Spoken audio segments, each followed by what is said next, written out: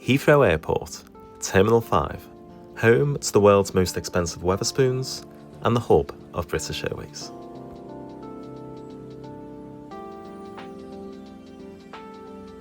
Today, I'm flying from Heathrow to Newark on British Airways' newest plane, the Boeing 787-10, otherwise known as the Dreamliner. British Airways has a reputation of being a fallen giant. Once the world leader in aviation, it's now fallen behind many of the Asian airlines in terms of amenities and customer service received on board. So, how will I fare on this flight, which is arguably BA's next-gen showpiece? Watch on to find out. Ready to board this flight to Newark from London, British Airways economy. Let's see what the experience is like. Walking past the fancy Club World or business class seats, we now get to the World Traveller or economy cabin, my home for the next 7.5 hours. While settling in with BA's standard classical music providing some background ambience, let me show you around. The World Traveller cabin is laid out in a 3-3-3 formation, with the back 3 rows on the aisle being rows of 2. And this is where I sat for the flight, on the back row on the left-hand side of the aircraft, seat 48B. To show what's provided at the seat, underneath the IFE screen are headphone jacks and the USB-A charging port. The screen is a good size, about the width of my hand twice over. It's all touchscreen as well, so no fiddling around with any remotes.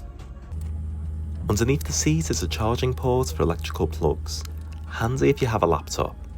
Now to look at the space on board. The armrest on the seat's right-hand side contains the recline control, but being right at the back of the plane, the recline is negligible, maybe half an inch at most.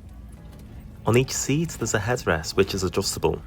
This can be moved up and down based on preference, and the wings can move in and out, and they're comfortable enough to rest your head on. As for the seats themselves, whilst pretty slim, they're also pretty comfortable with plenty of padding. As for the legroom, it has BA's standard economy pitch of 17.5 inches for seat width and 31 inches of legroom. This was plenty, and as you can see, there's no debris underneath the seats in front either. But the real winner here is having the extra space to the side. Whilst the seat may not recline much, having the space to spread out more than makes up for that in my opinion.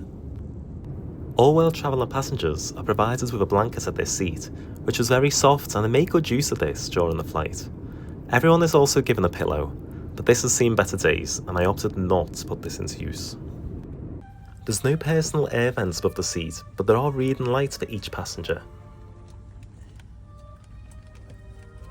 Time for takeoff.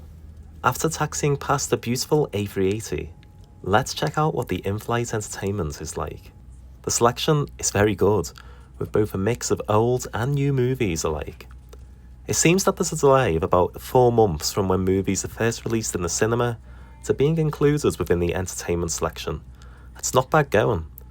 There's also plenty of TV shows available, and one advantage, BA seems to have complete seasons of shows rather than just a sporadic mix of episodes like some other airlines have. And there's also a good selection of games, like 2048, something I'm slightly addicted to. Here I've got my BA provided headphones and my USB charger plugged in charging my phone. There's a literature compartment in addition to the sleeve at the back of the seat in front.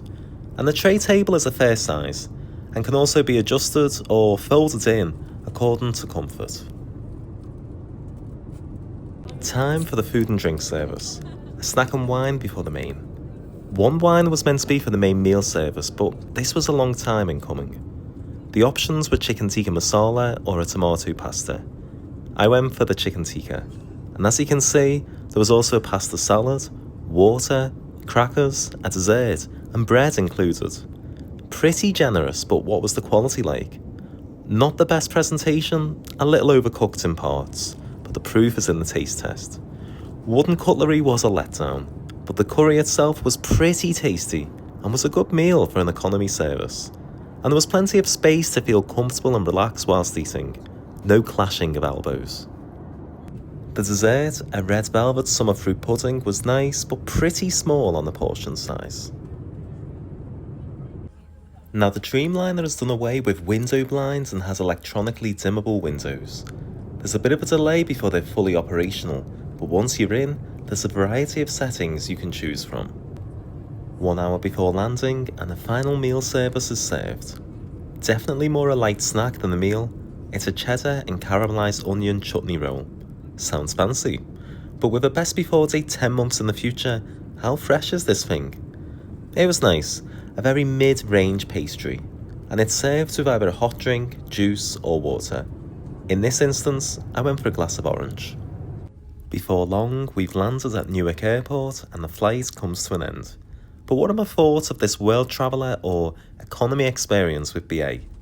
It's good. Everything is better than average, whilst maybe not being fantastic. But with reasonable prices, definitely an airline I'd travel with again. To compare this to other flight experiences, check out my business class flight review of Iberia from Madrid to LA. And please, subscribe to my channel to keep up with my reviews and travel guides. I'll catch up with you soon. Ciao for now.